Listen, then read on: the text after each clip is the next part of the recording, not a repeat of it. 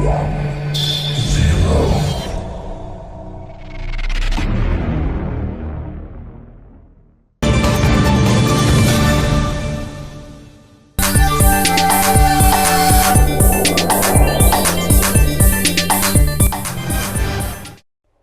To STV. నా పేరు శ్రావ్య. బులెటిన్లో అప్డేట్స్ చూద్దాం.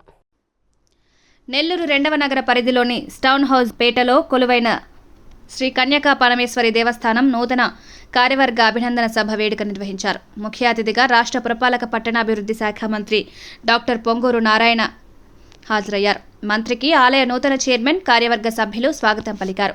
అనంతరం మంత్రి నారాయణ టీడీపీ రాష్ట్ర ప్రధాన కార్యదర్శి కోటంరెడ్డి శ్రీనివాసులరెడ్డితో కలిసి శ్రీ కన్యకా పరమేశ్వరి అమ్మవారి ఆలయంలో ప్రత్యేక పూజలు నిర్వహించారు. తదనంతరం అభినందన సభలోని పాల్గొని నూతన కమిటీ సభ్యులను అభినందించారు. ఈ సందర్భంగా మంత్రి డాక్టర్ పొంగూరు నారాయణ మాట్లాడుతూ ఆర్యవైశ్యులంటే తనకెంతో అభిమానమని, ఇటీవల జరిగిన ఎన్నికల్లో ఆర్యవైశ్యులు టీడీపీకి అండగా నిలిచి తన గెలుపుకు కారణమయ్యారని ధన్యవాదాలు తెలియజేశారు.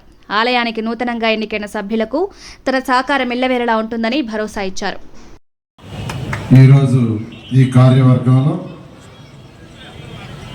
చైర్మన్గా శ్రీ కోట గురుబ్రహ్మం గారు, అదేవిధంగా గౌరవ అధ్యక్షులుగా కొండా ప్రవీణ్ శంకర్ గారు, అదేవిధంగా సభాధ్యక్షులు శ్రీ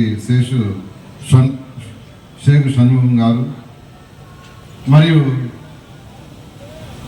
ముఖ్య అతిథి అయినటువంటి ఆంధ్రప్రదేశ్ ఆర్యవైశ్య మహాసభ గౌరవ చైర్మన్, మాజీ రాజ్యసభ సభ్యులు గౌరవమైనటువంటి శ్రీ టీజీ వెంకటేష్ గారికి, వేదికను అలంకరించిన ఆర్యవైశ్య పెద్దలకి, ముఖ్య అతిథులకి, ఆత్మీయ అతిథులకి, విశిష్ట అతిథులకి, ప్రత్యేక ఆహ్వానులకి, అతిథులకి, ఇక్కడికి వచ్చేసిన ఆర్యవైశ్య ప్రముఖులకు, మీడియా పర్సన్స్కి అందరికీ చాలా నమస్కారాలు.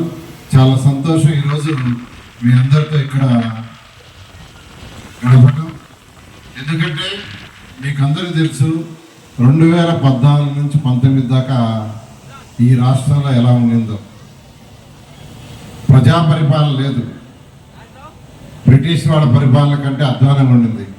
ఎందుకనంటే 2024 రిజల్ట్స్ వచ్చిన తర్వాత, ఎలక్షన్ రిజల్ట్స్ వచ్చిన తర్వాత ఈ రాష్ట్రంలో వాళ్ళందరూ ఫీల్ అయింది ఏంటంటే రెండో స్వతంత్రం వచ్చిందని.